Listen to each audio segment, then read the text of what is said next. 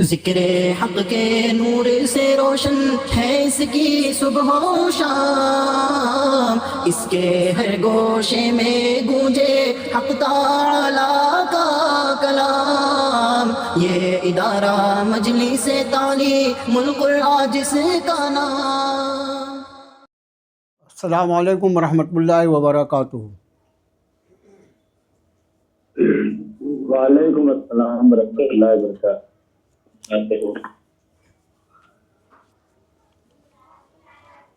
آج انشاءاللہ ہمارا سبق شروع ہوگا آیت نمبر 58 سے سورہ توبہ کی۔ اعوذ باللہ من الشیطان الرجیم، بسم اللہ الرحمن الرحیم۔ وَمِنْهُمْ مَنْ يَلْمَزُكَ فِي الصَّدَقَاتِ فَإِنْ أُعْطُوا مِنْهَا رَضُوا وَإِنْ لَمْ يُعْطَوْا مِنْهَا إِذَا هُمْ يَسْخَطُونَ۔ وَمِنْهُمْ، اور ان میں سے، من جو، یلمزوکا، دیکھو یلمزوکا کا مطلب ہوتا ہے تانا کرنا، تانا دینا یا الزام لگانا۔ تو اس میں سے وہ جو الزام لگاتا ہے فی الصدقات، صدقات کے بارے میں، یعنی صدقات کی تقسیم کے بارے میں۔ فَإِنْ أُعْطُوا، الف کے پیش کے ساتھ، فَإِنْ أُعْطُوا، یہ عطا جو ہے اس میں الف میں پیش لگا ہوا ہے۔ آپ کو مجہول معروف کا فرق ہمیشہ خیال میں رکھو، کسی بھی فعل کے پہلے حرف پر اگر پیش آتا ہے تو وہ مجہول ہو جاتا ہے۔ تو اوتو، فَإِنْ اوتو، پھر اگر دیا گیا، عطا کیا گیا، منہا، اس سے، رضو، وہ راضی ہو جاتے ہیں، خوش ہو جاتے ہیں۔ وَإِن لَمْ يُعْطَوْا، اور اگر نہیں دیا گیا، منہا، اس میں سے، اذا ہم، پھر وہ، یسخطون، یہ یسخطون جو، یہ سخطہ کا لفظ اس کے پہلے بھی آیا، سخطہ کا مطلب ہوتا ہے ناراض ہونا، یسخطون، وہ ناراض ہو جاتے ہیں۔ پھر ان میں سے وہ جو تانا کرتے ہیں آپ پر صدقات کی تقسیم کے بارے میں۔ اب صدقات کے بارے میں کیا ہے معاملہ، تو صدقات کی تقسیم کے بارے میں آپ پر تانا زنی کرتے ہیں۔ پھر اگر انہیں دیا جائے اس میں سے تو وہ راضی ہو جاتے ہیں، اور اگر نہ دیا جائے اس میں سے تو وہ ناراض ہو جاتے ہیں۔ اب یہ صدقات جو بھی آتے تھے تو صدقات کو جمع کرنا اور اس کو تقسیم کرنا، ظاہر ہے کہ جب نبی کریم صلی اللہ علیہ وسلم تشریف رکھتے ہیں تو آپ کی نگرانی میں ہو گئی ہے۔ اب جو کچھ صدقات آئے ہیں یا جو بھی قابل تقسیم مال آیا ہے، وہ چاہے صدقات ہو یا غنیمت ہو یا کوئی بھی چیز ہو، ہر آدمی اگر یہ چاہے کہ اس کی پسند کا دیا جائے تو کیسے ممکن ہے؟ اس میں جتنے حقدار ہیں ان سب کا خیال کرنا پڑے گا نا۔ جیسے میں نے آپ کو اس کے پہلے کی کلاس میں بات بتایا تھا کہ اس طرح کی جو باتیں ہوتی ہیں وہ ہمیشہ منافقین کی طرف سے ہوتی ہیں، ہمیشہ۔ اس کو ذہن میں، یعنی اس کو سیو کر لی کہ اس طرح کی باتیں جو نبی کریم صلی اللہ علیہ وآلہ وسلم کی ذات عالی کو اذیت پہنچانے والی ہوں، آپ کو تکلیف دینے والی ہوں یا آپ کے شان کے خلاف ہوں، ایسی باتیں حضرات صحابہ کرام رضوان اللہ تعالیٰ علیہم اجمعین کبھی کہی نہیں سکتے۔ اب چونکہ وہ بھی مسلمان بن کر رہتے تھے، صحابہ کے ساتھ رہتے تھے، اب جب مسلمانوں کا مجمع بیٹھا ہوا ہے، حضرات صحابہ بھی ہیں اور یہ منافقین بھی ہیں، اب اس میں سے کسی نے کہا تو یہ کہنے والا جو ہے اس کا یہ ہے کہ بھی جو کچھ دیا گیا ہے مجھے وہ میرے مطابق دیا جائے، میری مرضی کے مطابق دیا جائے، ایسا ممکن نہیں ہے۔ تو رب تعالیٰ نے فرمایا کہ ان میں بعض وہ لوگ ہیں جو صدقات کے معاملے میں یعنی صدقات کی تقسیم کے معاملے میں آپ پر الزام لگاتے ہیں یا آپ کو تانا دیتے ہیں۔ پھر اگر انہیں دیا جائے ان کے پسندیدہ چیز، رضو، خوش ہو جاتے ہیں، اور اگر نہ دیا جائے اس سے تو وہ ناراض ہو جاتے ہیں۔ اگلی آیت شریفہ دیکھو، وَلَوْ أَنَّهُمْ رَضُوا مَا آتَاهُمُ اللَّهُ وَرَسُولُهُ وَقَالُوا حَسْبُنَا اللَّهُ سَيُؤْتِينَا اللَّهُ مِنْ فَضْلِهِ وَرَسُولُهُ إِنَّا إِلَى اللَّهِ رَاغِبُونَ۔ اور اگر وَلَوْ أَنَّهُمْ، اور اگر ایسا ہوتا کہ وہ راضی ہوتے، مَا آتَاهُمُ اللَّهُ وَرَسُولُهُ، جو کچھ دیا انہیں اللہ نے اور رسول صلی اللہ علیہ وسلم نے، اس کے رسول صلی اللہ علیہ وسلم نے، اور وہ کہتے کہ حسبنا اللہ، کافی ہے ہمارے لیے اللہ، سیؤتین اللہ من فضلہ ورسولہ، ان قریب دیں گے ہمیں اللہ اپنے فضل سے اور اس کے رسول صلی اللہ علیہ وسلم، انا بے شک ہم اللہ اللہ کی طرف راغبون رغبت کرنے والے، محبت کرنے والے۔ راغبون کا ترجمہ یا ہمیں اللہ کی خوشنودی چاہیے، یہ بھی ترجمہ کر سکتے ہیں۔ کیا ہی بہتر ہوتا کہ جو کچھ اللہ اور اس کے رسول نے انہیں عنایت فرمایا وہ اس پر راضی رہتے اور کہتے کہ ہمارے لیے اللہ کافی ہے۔ ان قریب اللہ بھی ہمیں اپنے فضل سے نوازیں گے اور اس کے رسول بھی۔ ہمیں تو اللہ کی خوشنودی چاہیے، یا ہم اللہ سے رغبت کرنا، جب سے رغبت جو ہے یہ محبت سے بھی اوپر کی چیز ہے، ہم تو اللہ کی خوشنودی چاہنے والے ہیں۔ اب دیکھیے اگلی آیت جو ہے سورہ توبہ کی 60 نمبر کی آیت، اس آیت کا نمبر یاد رکھیے، اس لیے کہ بہت اہم مضمون اس میں بیان ہوا ہے۔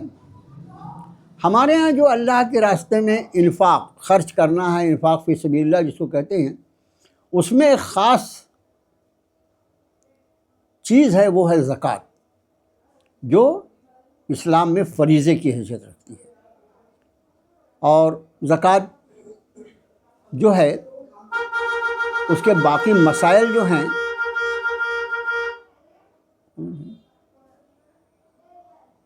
کسی سامنے گاڑی واڑی کھڑی ہے کوئی، تو اس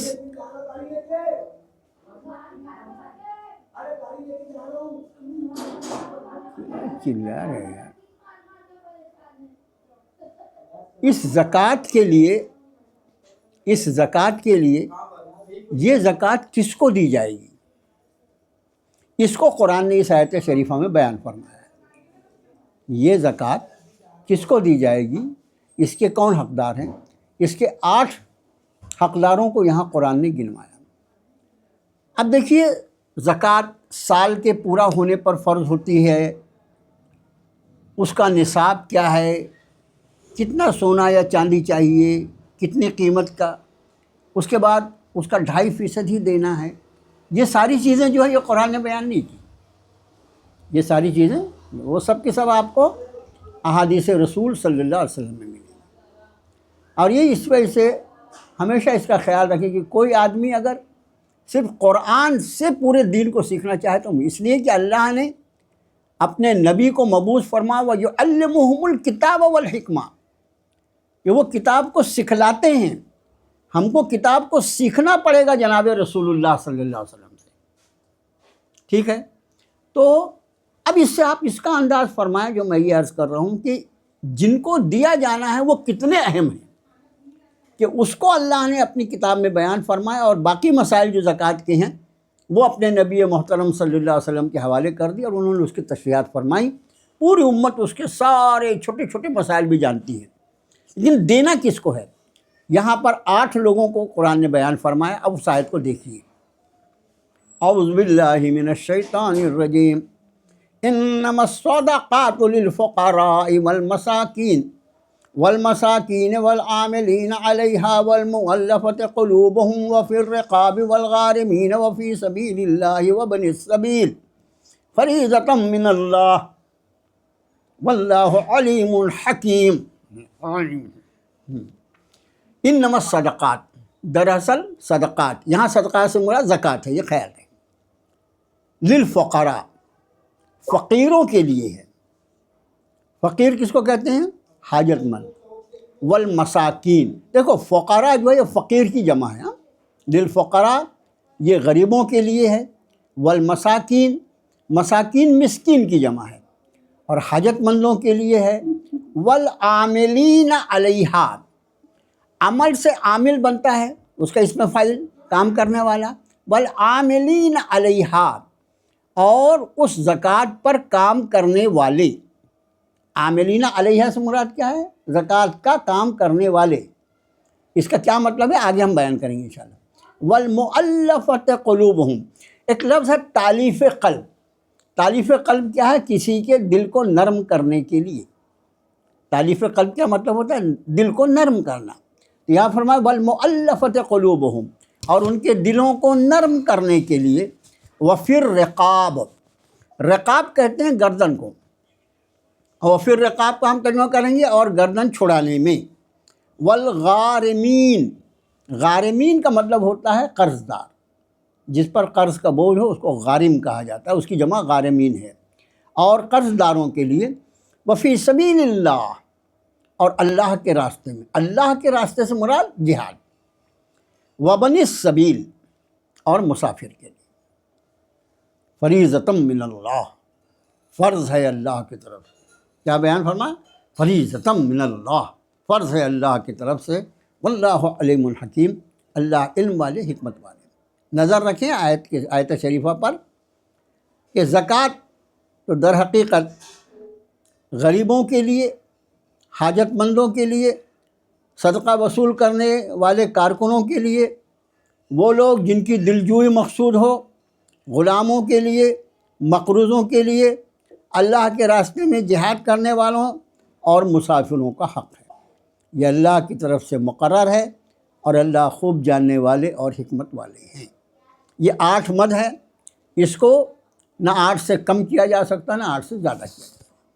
زکوٰۃ انہی مدوں میں اگر ادا کی جائے گی تو ادا ہوگی، اور اس کے علاوہ اگر کہیں زکوٰۃ کا استعمال کیا جائے گا تو زکوٰۃ سرے سے ادا ہی نہیں ہوگی۔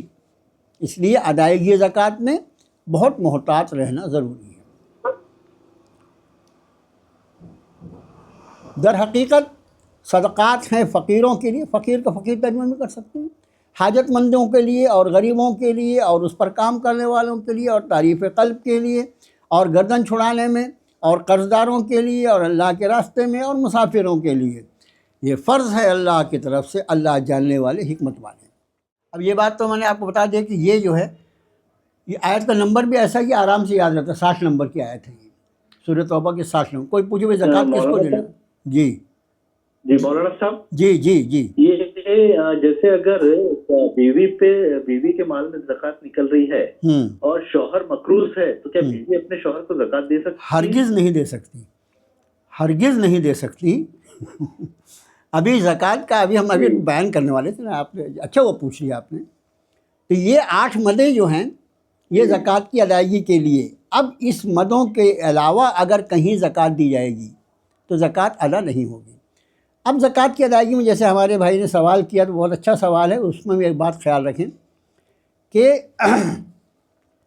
زکوٰۃ ہوں، صدقات ہوں، نفلی صدقات ہوں، کوئی بھی صدقہ ہو، اس کی ادائیگی کے لیے اللہ کے رسول صلی اللہ علیہ وسلم نے اپنے رشتہ داروں سے شروع کرنے کا حکم فرمایا ہے۔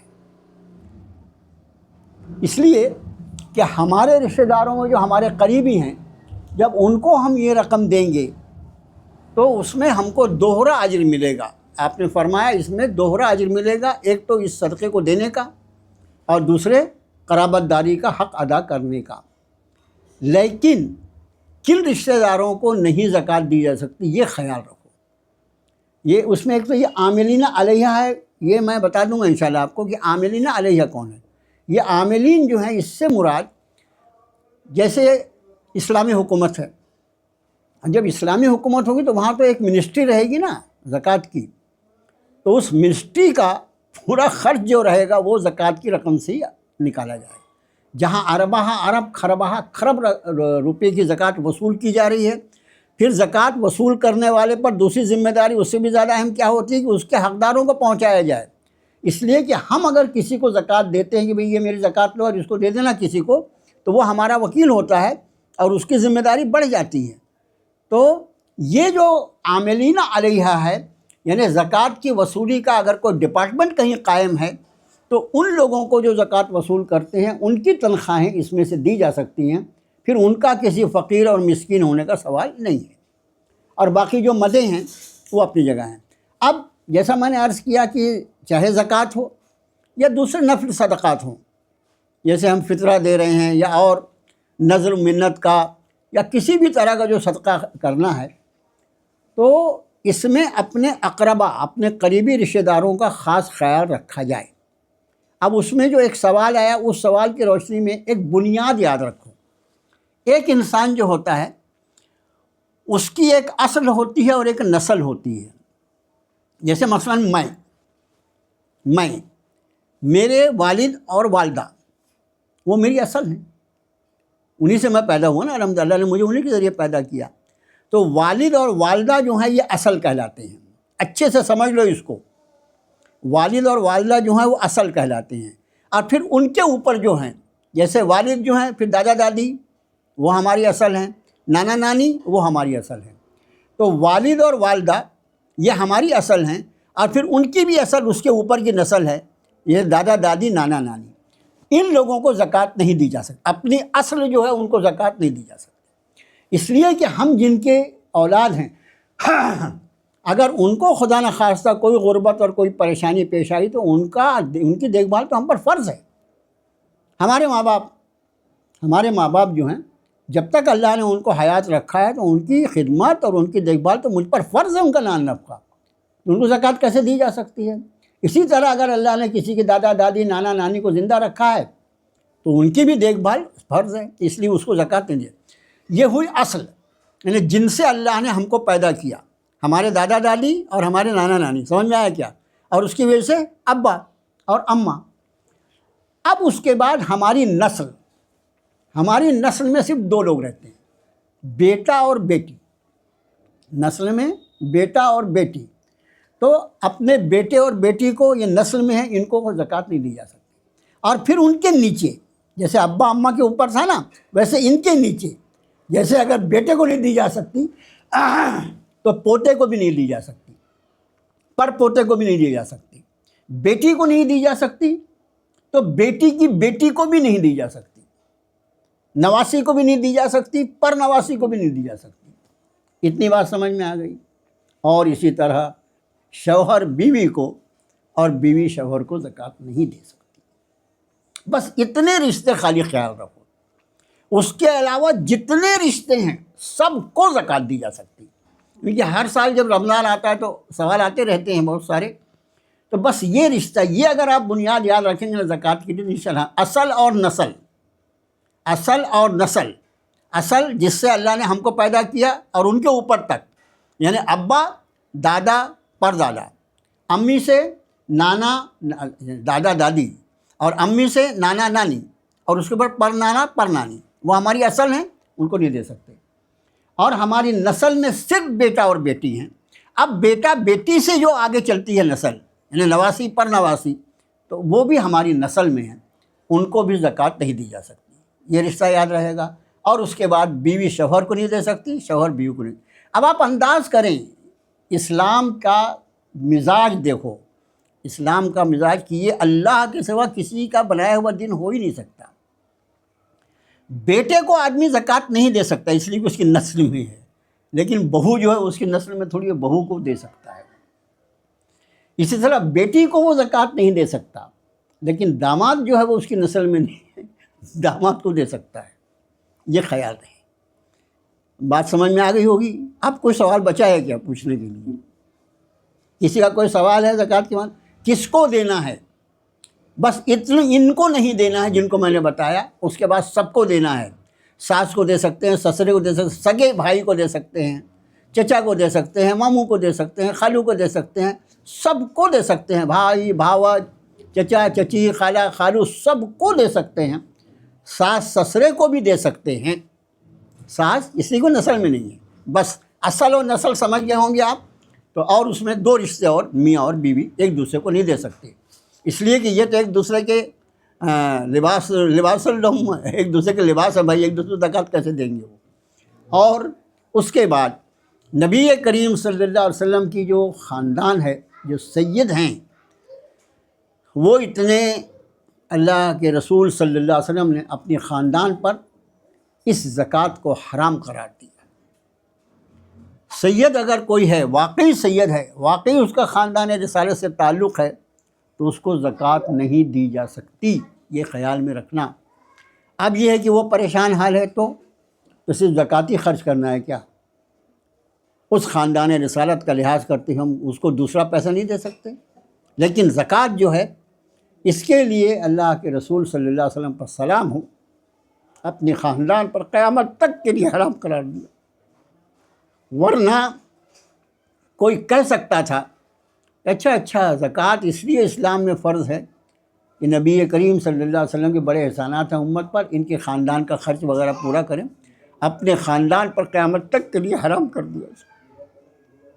کوئی سید، واقعی سید اگر ہو تو وہ زکوٰۃ اس کو نہیں دی جا سکتی، اس کا خیال رکھنا۔ اور ان لوگوں کو دینا ہے فقیر مسکین۔ یہ فقیر مسکین جو ہے اس کی بھی ڈیفینیشن ہے، کون فقیر ہے کون مسکین ہے۔ یہ فقیر مسکین سے مراد جو ہے، سب سے پہلی بات تو ہمارے ہاں بڑا مسئلہ یہ ہے، دیکھو نصاب جو ہے اس کا وہ 7.5 تولہ سونا یا 52.5 تولہ چاندی کی قیمت ہے۔ 7.5 تولہ سونا تو آج 8 لاکھ روپے کا قریب کا ہے، 8 لاکھ روپے، لیکن 52.5 تولہ چاندی جو ہے اس کی قیمت بہت کم ہے۔ تو آج کے وقت میں نصاب جو ہوگا وہ 52.5 تولہ چاندی کا نصاب ہوگا، 7.5 تولہ سونے کا نصاب نہیں ہوگا، یہ خیال رکھنا۔ وہ نصاب اس کے لیے ایسا کسی کے پاس خالص سونا ہو، کوئی ایک پیسہ نہ ہو، 1 روپیہ نہ ہو، ایسا کوئی نہیں رہتا بابا۔ تو 52.5 تولہ چاندی کی قیمت کا اگر اس کے پاس ہے تو اس پر خود زکوٰۃ فرض ہے۔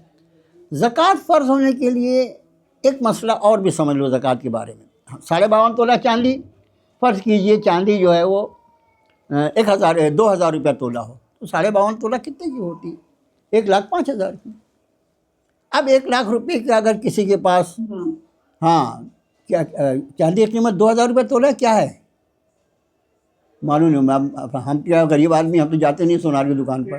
1,600 980 روپے کچھ ہے، 980 روپے کچھ ہے۔ کتنا؟ 1500۔ اچھا 2,000 سے اوپر ہے۔ اچھا ایک بات سنیے، میں نے سنیے بھائیو سنو جزاک اللہ، آپ سب لوگ غور سے سن رہے ہیں، جزاک اللہ۔ اس کا مطلب یہ کہ ہم نے جو 2,000 فرض کیا مثال کے طور پر 2,000، اب جب آپ زکوٰۃ دینے کا موقع ہے تو آپ چاندی کی اس وقت کی قیمت دیکھ لیجئے، اور ہمیشہ کرنٹ قیمت دیکھی جائے گی، اس کا خیال رکھنا۔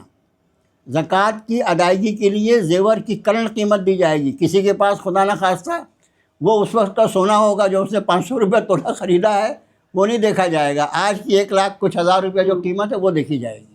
سمجھ میں آ گیا؟ اب جس کے پاس 52.5 تولہ چاندی، جس کی ہم نے ایک فرضی قیمت لگا لیا کہ 1 لاکھ روپیہ، تو یہ 1 لاکھ روپیہ جو ہے آج کی تاریخ میں اس کی کوئی قیمت ہی نہیں ہے بھائی۔ اکثر لوگوں کے پاس اتنا سب کچھ رہتا ہے۔ اب کیا کیا چیزیں ہیں جس پر وہ ہوتا ہے، تو اس کا جیسے زکوٰۃ میں سب سے پہلے ہم اس کو سونا چاندی کو لیتے ہیں۔ مرد کے پاس سونا چاندی نہیں رہتا، عورتوں کے پاس تو عام طور سے رہتا ہے، اور چاندی کی قیمت اس لیے لگائی جاتی ہے کہ کوئی بھی خاتون جو ہے عام طور سے اس کے پاس صرف سونے کا زیور ہو ایسا بہت کم ہوتا ہے، بلکہ کچھ نہ کچھ چاندی کا رہتا ہے، جیسے چاندی کی پٹی، چاندی کا لچھا یا چاندی کا اور کچھ، یہ کچھ نہ کچھ چاندی کا رہتا ہے۔ اس لیے جب دونوں چیز ملی ہوتی ہے سونا چاندی، تو جو چاندی ہے اس کی قیمت پر آنا پڑتا ہے۔ تو 1 لاکھ روپیہ آج کس نے کون سی؟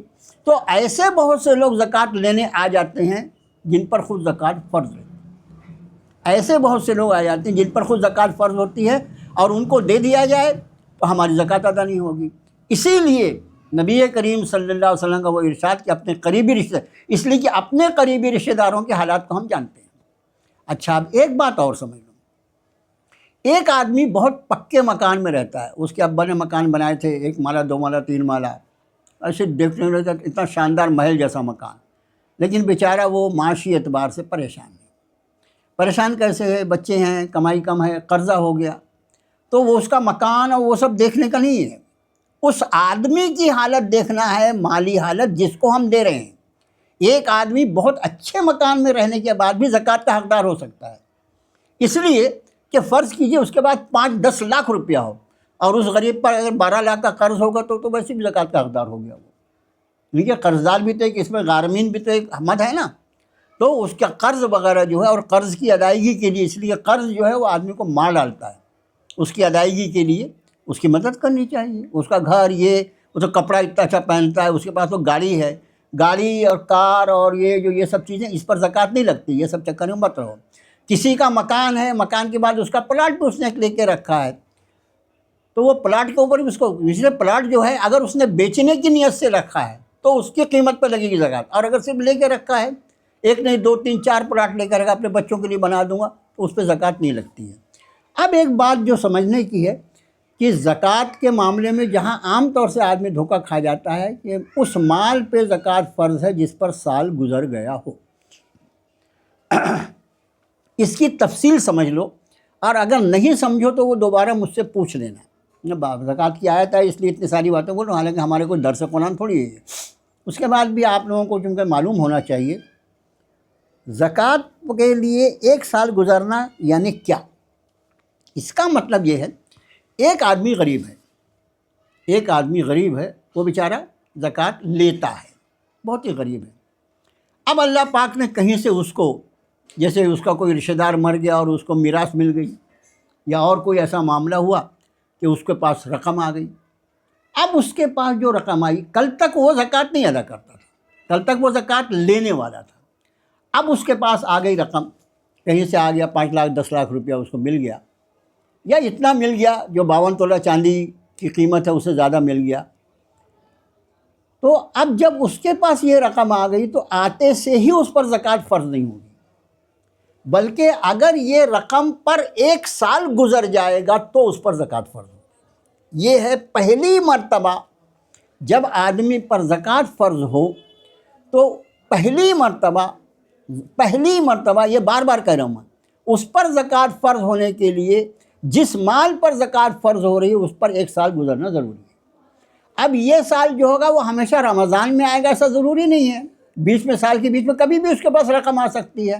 جس دن بھی اسلامی طور پر سال گزر جائے گا، 12 مہینے ہو جائیں گے، اس پر زکوٰۃ فرض ہو جائے گی۔ کب؟ پہلی مرتبہ جب ملی۔ اب ایک آدمی زکوٰۃ دیتا ہے، میں اور آپ اللہ کے فضل و کرم جو بھی 10 20 50 روپے دیتے ہوں گے، ایک آدمی ہر سال زکوٰۃ دیتا ہے۔ اس زکوٰۃ دینے والے آدمی کے لیے جس تاریخ کو وہ زکوٰۃ دیتا ہے، میں عام طور سے جو اپنے جمعے کا درس کا بیان اس میں بتاتا ہوں کہ بھی آسان طریقہ یہ ہے کہ ہم 29 شعبان یا 30 شعبان جو اس کو اپنا آخری دن سمجھ لیں مالی سال کا، اور 30 شعبان کو جو کچھ ہمارے پاس ہے اس کو کیلکولیٹ کر کے اس پہ زکوٰۃ دے دیں، رمضان میں زکوٰۃ ادا ہو جائے گی۔ اب فرض کیجئے اس سال ہم نے زکوٰۃ دیا، جو بھی زکوٰۃ دی ہے، اب اگلے رمضان میں ہم کو زکوٰۃ دینا ہے، 30 شعبان کو ہمارا پورا ہوگا، تو اس دن ہمارے پاس جو کچھ ہے اس پر زکوٰۃ فرض ہوگی۔ یہ سمجھ لو، مثلا پچھلے سال ہم نے 5 لاکھ روپے کی زکوٰۃ دیا تھا۔ اب کی سال ایسا ہوا کہ شعبان تک تو سب ٹھیک چل رہا تھا، لیکن شعبان کے مہینے میں ایک ایسا واقعہ ہوگا کہ ہمارے پاس کہیں سے 10 لاکھ روپے اور آ گئے۔ کب آیا؟ شعبان کے مہینے میں آیا، یہ جس مہینے کے آخری میں ہم کو کیلکولیٹ کرنا ہے، یہ شعبان کے مہینے میں آیا۔ لیکن 29 یا 30 شعبان جب آئی تو اس دن میرے پاس چاہے وہ 5 لاکھ اور یہ 15 لاکھ 20 لاکھ تھے۔ اب مجھے 20 لاکھ کی زکوٰۃ دینا ہوگا۔ یہ 15 لاکھ کے لیے اس کا انتظار نہیں کرنا کہ اس پر 1 سال گزرنا ہے۔ یہ بہت ہی پھوہڑ سوچ ہے لوگوں کی، مان لیں کیسے گھس گیا دماغ میں۔ ایک آدمی پر زکوٰۃ پہلی مرتبہ فرض ہونے کے لیے اس کے مال پر سال کا گزرنا ضروری ہے، لیکن جو آدمی باقاعدہ زکوٰۃ دے رہا ہے، اس زکوٰۃ کو جب زکوٰۃ کا تاریخ آئے گی تو اس دن جو کچھ اس کے پاس ہوگا، ایک دن پہلے بھی جو کچھ آیا ہوگا اس پہ بھی اس کو زکوٰۃ دینا پڑے گا۔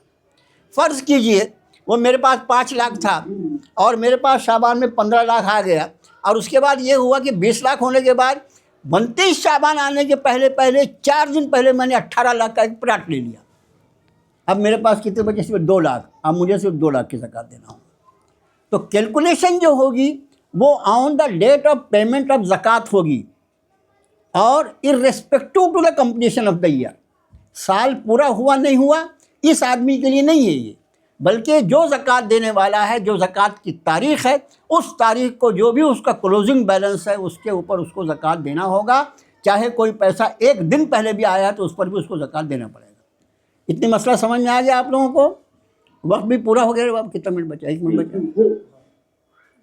1 منٹ بچا۔ اس کے بعد سال بھر تک دے سکتے ہیں یا رمضان میں ہی دینا پڑے گا؟ کبھی بھی دے سکتے ہیں، سال بھر دے سکتے ہیں، بالکل سال بھر دے سکتے ہیں، کوئی فرق نہیں پڑتا، رکھ سکتے ہیں آپ سال بھر۔ اور وقت پورا ہوا، انشاءاللہ باقی باتیں کریں۔ السلام علیکم ورحمۃ اللہ وبرکاتہ۔